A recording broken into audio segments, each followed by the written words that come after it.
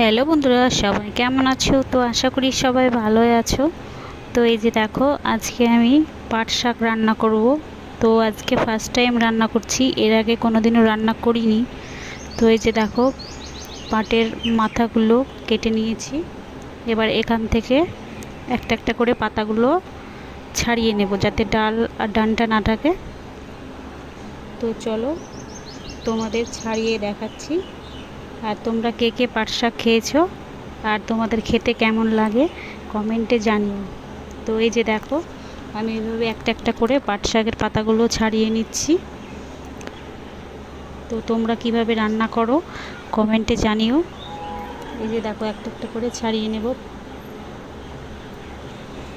তো জানি না কেমন লাগবে খেতে, আর রান্না ঠিকঠাক করতে পারবো কিনা সেটাও জানি না, তো চেষ্টা করব। সবাই খায় শুনেছি, কিন্তু আমি কোনো দিন খাইনি। এই প্রথম খুব ইচ্ছে হলো যে সবাই যখন খায় দেখি, খেয়ে দেখি। তো এই যে দেখো, শাক ছাড়ানো হয়ে গেছে। এবার ভালো করে শাকটাকে ধুয়ে নেব, যেহেতু মাঠের শাক, তো নোংরা ধুলো তো থাকবেই। সেই জন্য এই যে দেখো, আমি একটা গামলাতে করে জল নিয়ে নিয়েছি। এর মধ্যে পাট শাকগুলো দিয়ে দেব, দিয়ে খুব ভালো করে দুবার করে আমি ধুয়ে নেব, কেননা শাক জিনিস তো একটু ভালো করে না ধুলে হবে না। তো এই যে দেখো, আমি অনেকটা গামলা ভর্তি করে জল নিয়ে পরিষ্কার করে ধুয়ে নিচ্ছি।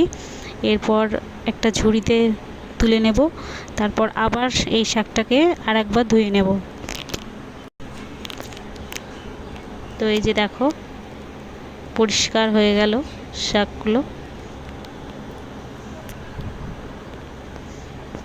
এই যে আমি এই ঝুড়িটাতে রেখে দিচ্ছি, যাতে জলটা ভালো ঝরে যায়।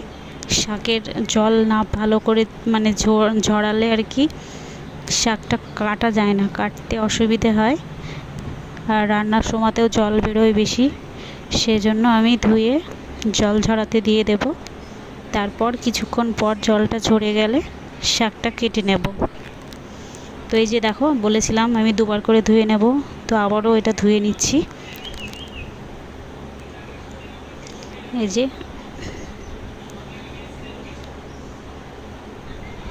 আজকে নতুন রেসিপি ট্রাই করে দেখি। এই যে দেখো, পাট শাকগুলো ধোয়া হয়ে গেছে, ভালো জল ঝরিয়ে নিয়েছি। এরপর আমি স্নান করে এই যে শাকগুলো কাটতে শুরু করেছি।